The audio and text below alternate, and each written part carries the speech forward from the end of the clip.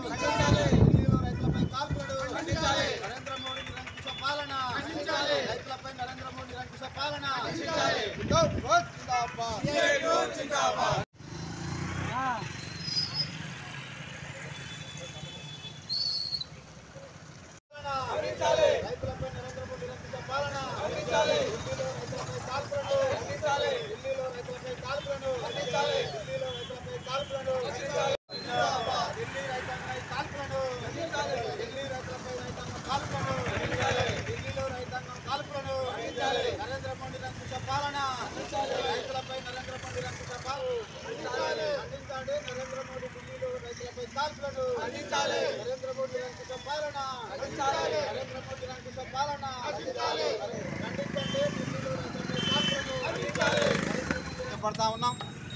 అందులో భాగంగా రైతులు గత సంవత్సరం చేసిన పోరాటంలో మరణించినటువంటి రైతులకు నష్టపరిహారం ఇవ్వాలని, అదేవిధంగా గిట్టుబాటు ధర కల్పించాలని ఇచ్చినటువంటి వాగ్దానాలను నెరవేర్చాలని రైతులు నిరసన కార్యక్రమం పోరాటం చేస్తూ ఉంటే నరేంద్ర మోడీ పోలీసు బలగాలను తీసుకొచ్చి రైతులపై కాల్పులు జరిపితే 5 రైతులు కాల్చినటువంటి పరిస్థితి ఉంది. అంతేకాదు రైతులు గతంలో చనిపోయినటువంటి రైతులకు నష్టపరిహారం ఇవ్వకుండా, ఒప్పుకొని నష్టపరిహారం ఇవ్వకుండా కాలయాపన చేస్తున్నటువంటి పరిస్థితి ఉంది. అందుకోసము ఈ 5 రోజులలో నిరసన కార్యక్రమం శాంతియుతంగా చేస్తూ ఉంటే కావాలని నరేంద్ర మోడీ ప్రభుత్వం హర్యానా పోలీసులు, పంజాబ్ పోలీసులు, మధ్యప్రదేశ్ పోలీసులు కలిసి మొత్తం రైతులపై లాఠీ చార్జ్ చేసి బీభత్సంగా సృష్టించి రైతులను కాల్చి చంపినటువంటి పరిస్థితి ఉంది. అందుకోసం ఎవరైతే చనిపోయిన రైతులు ఉన్నారో వాళ్ళకు ₹1 కోటి నష్టపరిహారం ఇవ్వాలి, అదేవిధంగా గిట్టుబాటు ధర కల్పించాలి, నల్ల చట్టాలను తొలగించాలని పెద్ద ఎత్తున ఆందోళన చేస్తూ ఉంటే ఈ నరేంద్ర మోడీ ప్రభుత్వం నిరంకుశ పాలన వహిస్తూ ఈ రోజుల రైతుల పట్ల ఏమాత్రం చిత్తశుద్ధి లేకుండా ఈరోజు ఇబ్బంది పాలు చేస్తున్నటువంటి పరిస్థితి ఉంది. అందుకోసమే ఇప్పటికైనా నరేంద్ర మోడీ ప్రభుత్వం అర్థం చేసుకొని ఈరోజు ఏదైతే వాగ్దానం చేసినో ఆ వాగ్దానాలను తక్షణమే అమలు పరచాలి. అదేవిధంగా మొన్న చనిపోయినటువంటి కరణ్ సింగ్కు ఎంబడే ₹1 కోటి నష్టపరిహారం ఇచ్చి మిగతా చనిపోయినటువంటి రైతులకు నష్టపరిహారం చెల్లించి వెంటనే వాళ్ళకి ఏదైతే చెప్పినటువంటి హామీలు ఉన్నాయో అదేవిధంగా గిట్టుబాటు ధర కల్పించాలి, నల్ల చట్టాలను ఎత్తివేయాలనే ఉద్దేశంతో ఈరోజు ఇక్కడ నిరసన కార్యక్రమం చేస్తూ ఉన్నాం. అదేవిధంగా నువ్వు ఇచ్చినటువంటి వాగ్దానాలను ఒక అమలు పరచకుంటే రాబోయే ఎన్నికలలో పెద్ద ఎత్తున కార్మిక వర్గం, రైతులు, ప్రజలు నీకు తగిన గుణపాఠం చెప్తారని ఈ సందర్భంగా హెచ్చరిస్తా ఉన్నాం. మేడారం మహాజాతర సందర్భంగా గత వారం రోజులు వస్తున్న భక్తులకు ఎలాంటి ఇబ్బందులు ఎదురుకాకుండా రాష్ట్ర ప్రభుత్వం ద్వారా నిధులు కేటాయించి అన్ని రకాల సౌకర్యాలు ఏర్పాటు చేశామని రాష్ట్ర మంత్రి ధనసరి అనసూయ సీతక్క పేర్కొన్నారు. మేడారం జాతర ప్రాంతంలో ఏర్పాటు చేసిన మీడియా సమావేశంలో రాష్ట్ర మంత్రి సీతక్క, ములుగు జిల్లా కలెక్టర్, ఎస్పీ, ఇతర అధికారులు పాల్గొన్నారు. ఈ సందర్భంగా మంత్రి మాట్లాడుతూ సమ్మక్క సారలమ్మ జాతరకు వచ్చే భక్తుల సౌకర్యార్థం గత నెల రోజుల నుండి ఏర్పాటు చేస్తామని అన్నారు. ఈ జాతర విజయవంతానికి వరంగల్ ఉమ్మడి జిల్లా నుండి అధికారులు, సిబ్బంది 24 గంటల సేవలు అందిస్తున్నట్టు తెలిపారు. జాతరకు వచ్చే భక్తుల సౌకర్యం కోసం రాష్ట్ర ప్రభుత్వం ద్వారా నిధులు తెచ్చి సకల ఏర్పాటు చేసినట్లు ఆమె వివరించారు. తెలియజేస్తా ఉన్నాం. ఈరోజు ఇక్కడ ఈ జాతర కోసం నిరంతరం కష్టపడ్డటువంటి మీ అందరికీ, ఉద్యోగులకు, మరి కుటుంబ సమేతంగా దర్శనం చేసుకున్నటువంటి ప్రతి ఒక్కరికి కూడా పేరు పేరున హృదయపూర్వక ధన్యవాదాలు. మళ్ళీ పునర్దర్శనం జరిగే విధంగా రాబోయే కాలంలో 2026లో మరి జాతర వస్తుంది. ఇప్పుడు ఉన్నటువంటి ఏమైనా డిస్ట్రిక్ట్ నుంచి మా ఉమెన్ అండ్ చైల్డ్ వెల్ఫేర్ నుంచి కానీ ఇతర నుంచి పెట్టడం జరిగింది. దాదాపుగా 5090 మంది మిస్ అయినరు. దాంట్లో 5062 మందిని హ్యాండ్ ఓవర్ చేసినాం. ఇంకా 35 మంది పిల్లలు మన దగ్గర మరి ఉన్నారు. దయచేసి పత్రికా మీడియా పరంగా ఛానల్స్ ద్వారా కూడా నేను తెలియజేస్తా ఉన్నా, మీ పిల్లలు ఎక్కడి పోలేదు. ఇంకా 35 మంది పిల్లలు మన దగ్గర ఉన్నారు. ఎవరైనా ఉంటే ఇక్కడ గద్దెల దగ్గర ఉన్నటువంటి మీడియా పాయింట్కి వచ్చినా లేదా మిస్సింగ్ పాయింట్ జంపన్న వాగు దగ్గర కూడా ఉన్నది, అక్కడికి వెళ్ళినా మీ వాళ్ళు దొరుకుతారు. ఎలాంటి ఆందోళన పడాల్సినటువంటి అవసరం లేదని తెలియజేస్తూ, మరి వెంటనే జాతర అయిపోయిన వెంటనే మండే నుంచి కూడా పారిశుద్ధ్యం పనులు దాదాపుగా 4000కు పైగా మనము పారిశుద్ధ్య కార్మికులను కూడా తీసుకురావడం జరిగింది. 10 రోజుల నుంచి వాళ్ళు ఇక్కడే ఉన్నారు. ఇంకా 10 రోజులు కూడా మరి పారిశుద్ధ్యం పనులు కూడా కంప్లీట్ చేసి మళ్ళీ నీట్గా చేస్తాం. తర్వాత వెంటనే స్వాస్థ్యమైనటువంటి పనుల కోసం కూడా ప్రతిపాదనలను తయారు చేసుకొని, నా ఉద్దేశంలో నేనొక ముఖ చిత్రంతో కోరేది అనుకునేది మరి టెంపుల్ ఏరియా డెవలప్మెంట్ కమిటీ లేక అథారిటీ కమిటీ ఏర్పాటు చేసుకొని, ఏదో జాతరప్పుడే అడావుడిగా కాకుండా మాకు వచ్చిన టైం తక్కువ, దాంట్లో వరదలలో మునిగిపోయినాయి, తేలినాయి, అవి సౌకర్యాలు కల్పించడం కోసమే మేము కష్టపడాల్సినటువంటి పరిస్థితి తక్కువ కాలంలో. అయినా కూడా ఎలాంటి ఇబ్బందులు లేకుండా, ఎలాంటి ప్రాణ నష్టం చాలా చాలా తక్కువలో మరి అందరం కృషి చేసినాం. అటు పోలీస్ అధికారులు కానీ, ఇతర రెవెన్యూ డిపార్ట్మెంట్ కానీ, ఎండోమెంట్ కానీ, పూజారులు కానీ, అందరూ ట్రైబల్ వెల్ఫేర్ డిపార్ట్మెంట్ కానీ వారు కూడా ఇక్కడే ఉండడం జరిగింది. వారందరికి కూడా ఐటీడీఏ పిఓ గారు మరి అందరు కూడా ఇక్కడ ఉండి కృషి చేసినందుకు ధన్యవాదాలు తెలియజేస్తూ, ఏదన్నా లోపాలు జరిగినా తప్పకుండా మేము స్వీకరించి వాటిని అన్నింటిని కూడా నెక్స్ట్ మినీ మేడారం లోపు మళ్ళీ రాకుండా, మాకు లాస్ట్ జాతర కాదు టార్గెట్, మినీ మేడారమే. నిన్న సీఎం గారు కూడా చెప్పడం జరిగింది, వారికి ఒక కళ ఉంది. వారు కూడా దాదాపుగా 5 జాతరలు ఇక్కడికి వచ్చిర్రు, 5 సార్లు ఈ ప్రాంతానికి వచ్చిండ్రు. ఇప్పటిదాకా స్పీకర్ గారు కూడా మీరు చెప్పిర్రు 20 ఏళ్ళ నుంచి వారు వస్తూనే ఉన్నారు. లాస్ట్ టైం కూడా నేను ఎమ్మెల్యేగా ఉన్నప్పుడు వారిని దర్శనం చేయించడం జరిగింది. ఇప్పుడు వారు స్పీకర్గా కూడా రావడం చాలా సంతోషదాయకం. కాబట్టి మీ అందరికీ మరొక్కసారి హృదయపూర్వక ధన్యవాదాలు, నమస్కారాలు తెలియజేస్తూ, జాతర సేవలో భక్తుల సేవలో పాల్గొన్నటువంటి అధికారులు, అనధికారులు, మీడియా, మరి వాలంటీర్స్, అదేవిధంగా మరి రెస్క్యూ టీమ్స్ అందరికీ మరొకసారి ధన్యవాదాలు తెలియజేస్తాను. బీఆర్ఎస్ ఎమ్మెల్యే లాస్య నందిత మృతిపై పార్టీ వర్కింగ్ ప్రెసిడెంట్ మాజీ మంత్రి కేటీఆర్ భావోద్వేగానికి లోనయ్యారు. లాస్య ఆకస్మిక మరణం కలిచివేసిందని చెప్పారు. ఈ మేరకు లాస్య నందిత నివాసానికి వెళ్లిన కేటీఆర్ లాస్య కుటుంబ సభ్యులను పరామర్శించారు. లాస్య చిత్రపటానికి పూలమాల వేసి నివాళులర్పించారు. పార్టీ ధైర్యం చెప్పారు. రోడ్డు ప్రమాదంలో లాస్య మృతి చెందిన విషయం తెలిసి చాలా బాధపడ్డామని కేటీఆర్ మీడియాతో పేర్కొన్నారు. ఆ సమయంలోనూ తాను విదేశాలలో ఉండడం వల్ల విషయం తెలిసిన వెంటనే రాలేకపోయానని వివరించారు.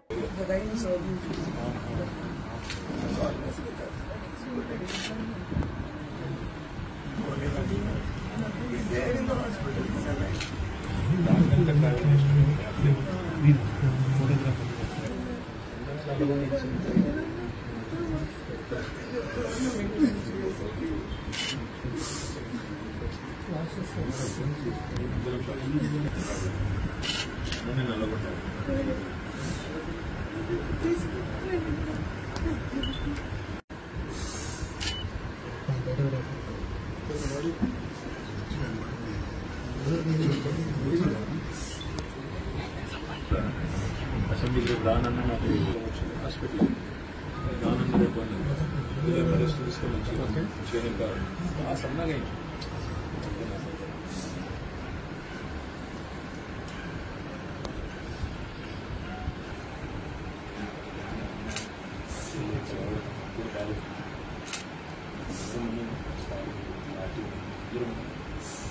కుటుంబంతోనే అదే పడుతుంది కష్టమైన తేలిందని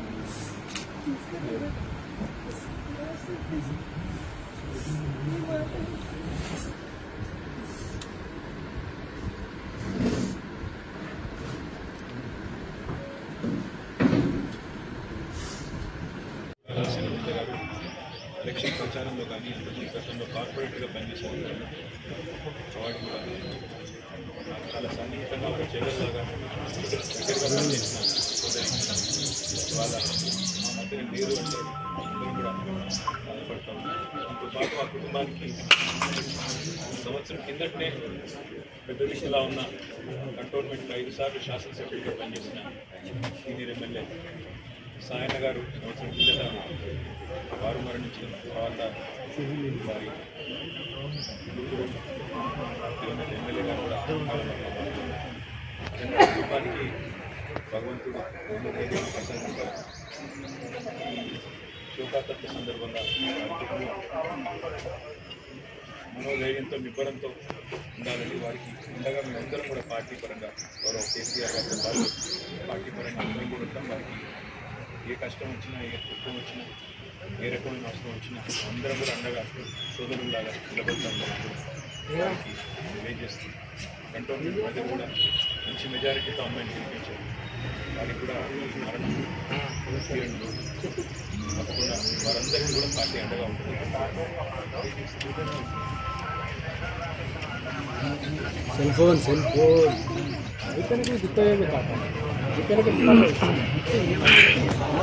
పార్లమెంట్ ఎన్నికల కౌంటింగ్ కేంద్రమైన పాలమూరు యూనివర్సిటీలోని గదులను collector Ravi Nayak, SP Harshavardhan counting కు కావాల్సిన ఏర్పాట్లను వెంటనే పూర్తి చేయాలని పులి రాఘవేందర్, సర్వేయర్ తదితరులు అధికారులు ఆదేశించారు. కౌంటింగ్ సమయంలో ఇబ్బందులు కలగకుండా అన్ని ఏర్పాట్లు చేయాలని కోరారు. ఉమ్మడి పాలమూరు జిల్లాలో అన్ని నియోజకవర్గాలను ఈవీఎంలను లెక్కిస్తారు కలెక్టర్ రవి నాయక్ తెలిపారు.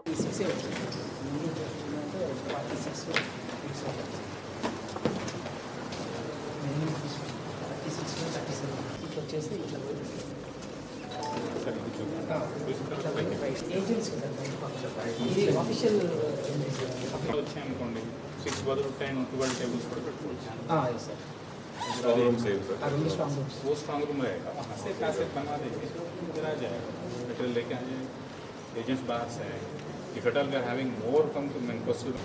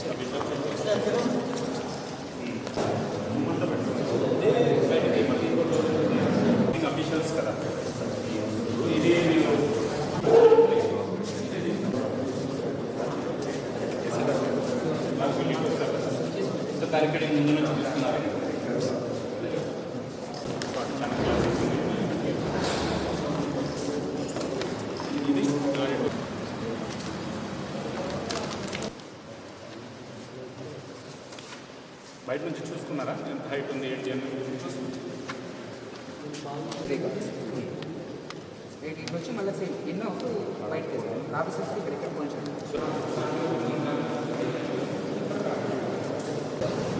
ఉమ్మడి ఆంధ్రప్రదేశ్ రాష్ట్ర ప్రభుత్వ ఉత్తమ పాఠ్యపుస్తక రచయిత కుందా భాస్కర్ రావు రచించిన 100 వరహాల పుస్తకావిష్కరణ పల్నాడు జిల్లా కలెక్టర్ చేతుల మీదుగా జరిగింది. రచయితను జిల్లా కలెక్టర్ ఘనంగా సత్కరించారు. ఈ కార్యక్రమంలో ట్రైనింగ్ కలెక్టర్ గౌరవనీయులు కల్పన గారు, సిపిఐ పట్టణ కార్యదర్శి వైద్యన వెంకట్, పొన్నుపాటి ఈశ్వర్ రెడ్డి, సీనియర్ రచయితలు, కళాకారులు తదితరులు పాల్గొన్నారు.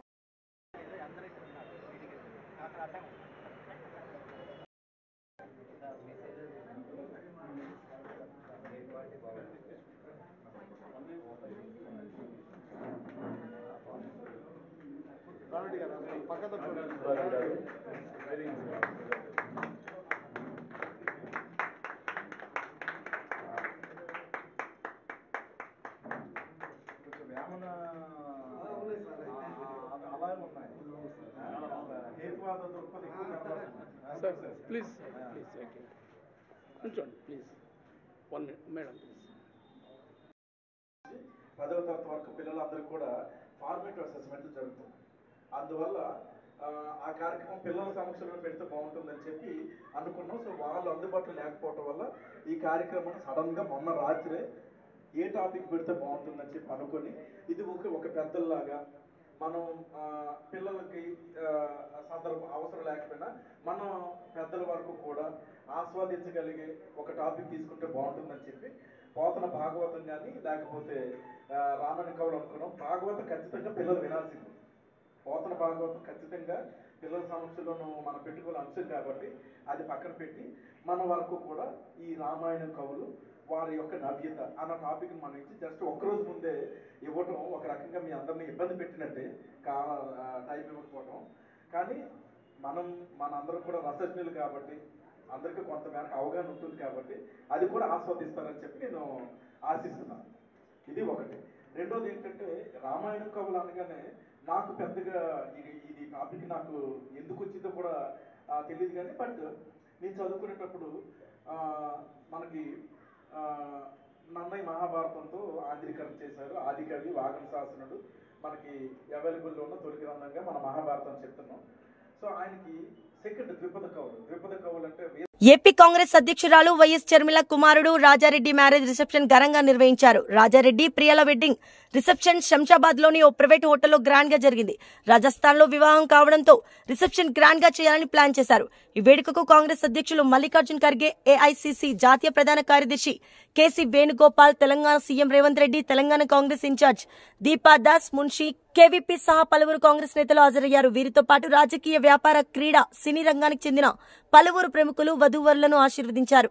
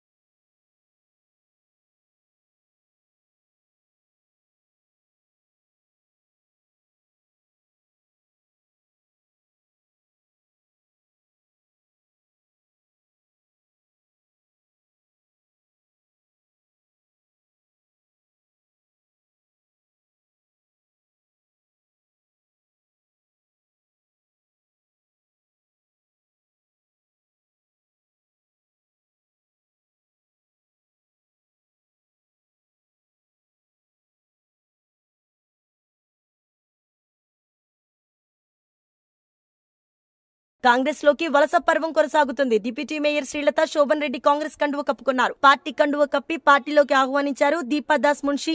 ఈ కార్యక్రమంలో మంత్రి పొన్నం, ఎంపీ అనిల్ కుమార్, మహేష్ కుమార్ గౌడ్ పాల్గొన్నారు.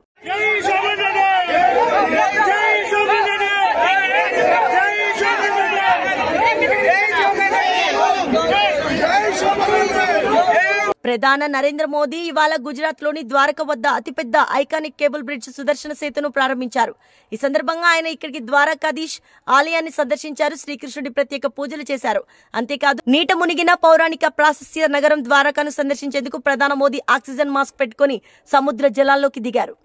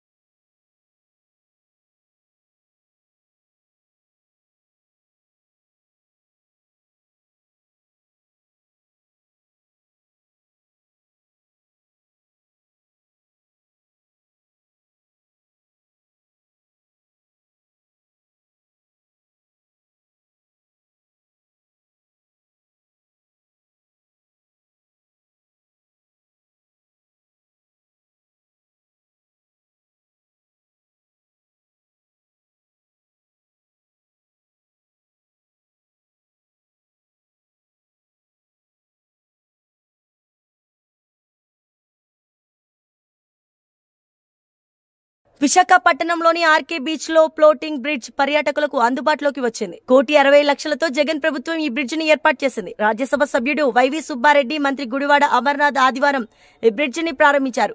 ఈ సందర్భంగా ఎంపీ వైవి సుబ్బారెడ్డి మాట్లాడుతూ విశాఖ చాలా ప్రశాంతమైన నగరమని అన్నారు. బీచ్ లో ఏర్పాటు చేసిన ఫ్లోటింగ్ వంతెన వల్ల పర్యాటకుల సంఖ్య పెరుగుతుందని చెప్పారు. సీఎం జగన్ రాష్ట్రంలో వివిధ బీచ్ల అభివృద్ధి కృషి చేస్తున్నారని అన్నారు.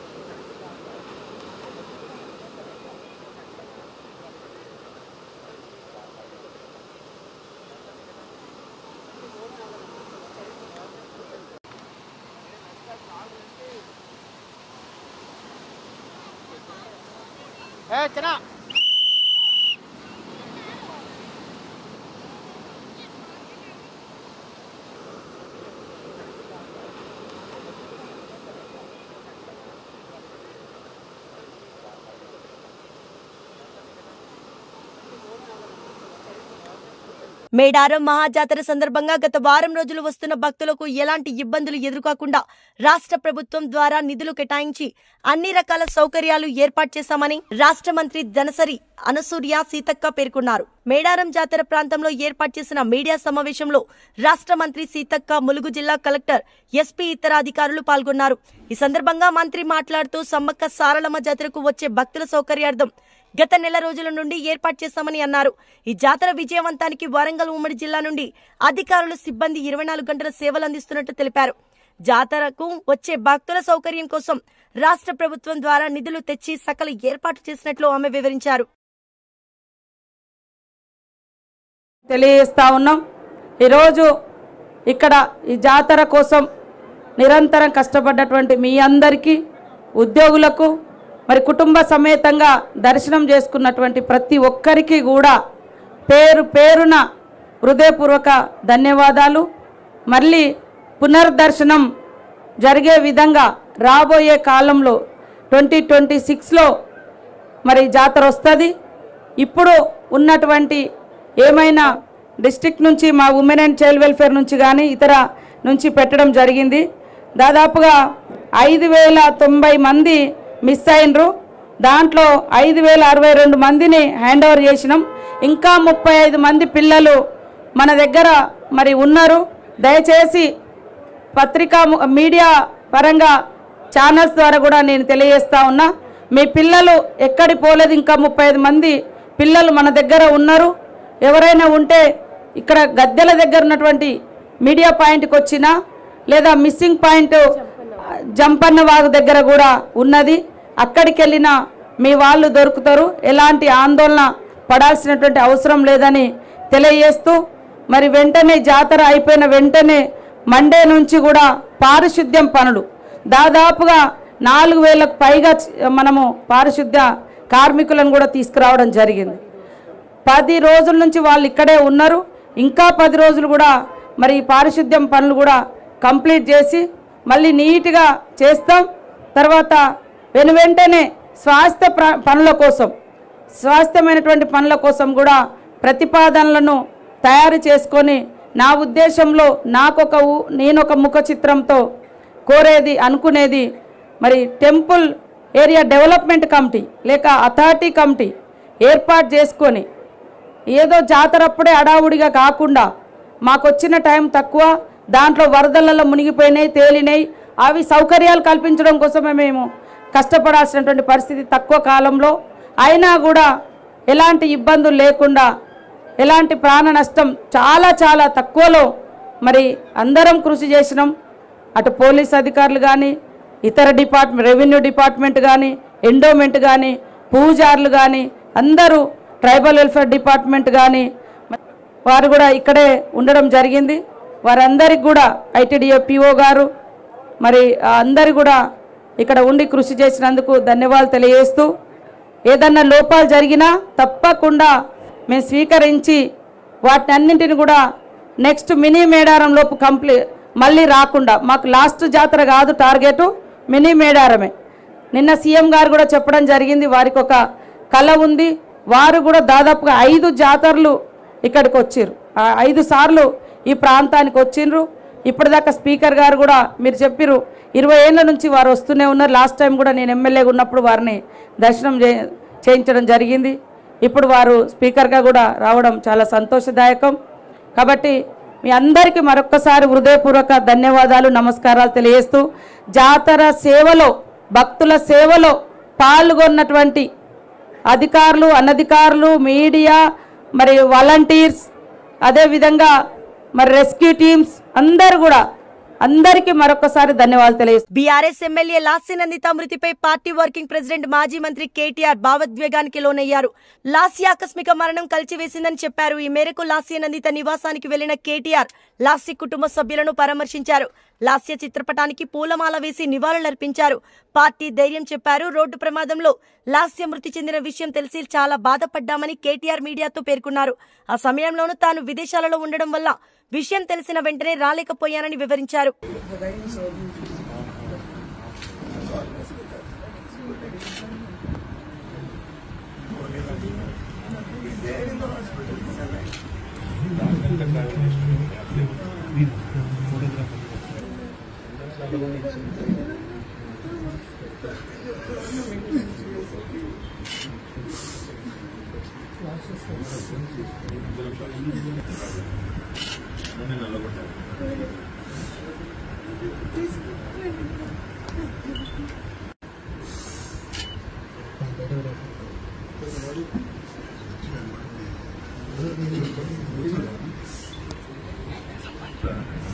అసెంబ్లీలో దానన్న నాకు హాస్పిటల్ దానన్న రేపు రెస్ట్ తీసుకొని వచ్చి ఆ సన్నగా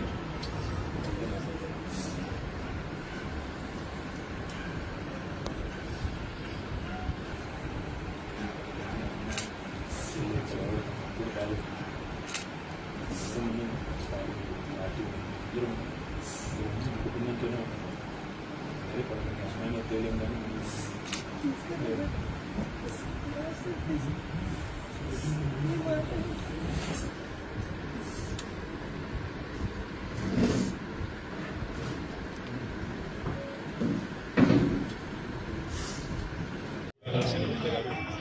ఎలక్షన్ ప్రచారంలో కానీ గతంలో కార్పొరేట్గా పనిచేశారు కాబట్టి కూడా చాలా సన్నిహితంగా ఒక చెల్లెలాగా దగ్గరగా పనిచేసిన వాళ్ళ మా మధ్య లేరు అంటే అందరూ కూడా బాధపడతాం. దీంతో పాటు ఆ కుటుంబానికి సంవత్సరం కిందటనే పెద్ద దిశలా ఉన్న కంటోన్మెంట్లో 5 సార్లు శాసనసభ్యుడిగా పనిచేసిన సీనియర్ ఎమ్మెల్యే సాయన్న గారు సంవత్సరం కిందట వారు మరణించిన తర్వాత వారి ఎమ్మెల్యే గారు కూడా కుటుంబానికి భగవంతుడు ప్రసంగించారు. శోకాతత్వ సందర్భంగా మనోధైర్యంతో నిబ్బరంతో ఉండాలని వారికి ఉండగా మేమందరం కూడా పార్టీ పరంగా గౌరవ కేసీఆర్ గారితో పాటు పార్టీ పరంగా మేము ఉంటాం. వారికి ఏ కష్టం వచ్చినా, ఏ దుఃఖం వచ్చినా, ఏ రకమైన అవసరం వచ్చినా అందరం కూడా అండగా సోదరులాగా నిలబడతాం. వారికి తెలియజేస్తుంది. కంటోన్మెంట్ ప్రజలు కూడా మంచి మెజారిటీతో అమ్మాయిని గెలిపించారు. వారికి కూడా మరణం తప్పకుండా వారందరికీ కూడా పార్టీ అండగా ఉంటుంది.